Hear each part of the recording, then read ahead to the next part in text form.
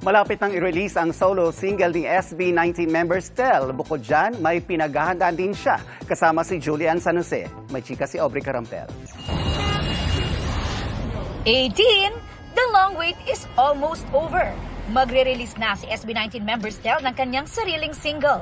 Last Friday, ipinost ni Stel sa kanyang Instagram account ang teaser ng debut song na Room, kung saan makikita siyang naglalakad, may hawak na poster, at pumasok sa kwarto na may isang mikropono.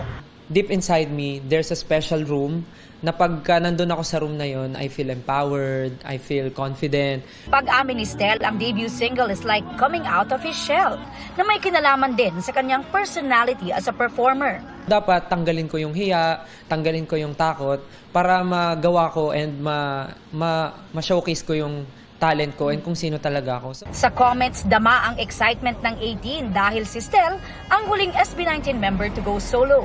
Happy si Stel dahil full support din sa kanya ang kapwa SB19 members.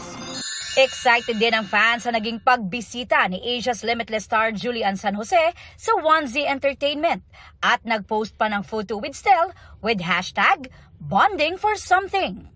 Muling magkakasama sina Julie and Stel as coaches sa The Voice Kids Philippines na mapapanood soon sa GMA. Mas alam mo yun, mas challenging for us kung paano sila i-handle, paano namin i-deliver yung message sa kanila. Sa ano rin, gusto ko rin ma-experience kung paano magturo sa bata. Aubrey Carampel, updated sa showbiz happenings.